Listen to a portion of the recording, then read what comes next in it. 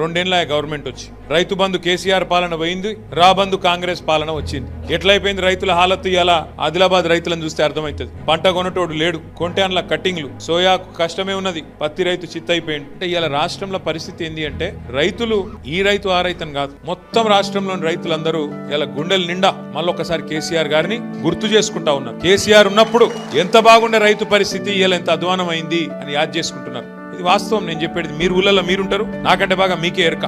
ఏమన్నా కోపమో తాపం ఉంటే మన మీద ఉన్నది. అన్నో ఎన్నో కోపం ఉంటే మనం ఆడ కింది స్థాయిలో ఉండే నాయకుల మీద, నా మీద, మీ మీద ఉండొచ్చు, కానీ కేసీఆర్ మీద మాత్రం రాష్ట్రంలో ఏ రైతు కోపంగా లేడు అనే మాట వాస్తవం.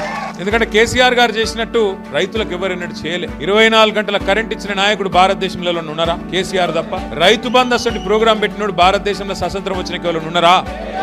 24 గంటల కరెంటు, రైతు బంధు ఒక్కటే కాదు. రైతు చచ్చిపోతే ఆ కుటుంబం రోడ్డు మీద పడద్దని చెప్పి 5 లక్షల బీమా ఇచ్చిన నాయకుడు ఎవడన్నా ఉన్నాడు ఆ దేశంలో?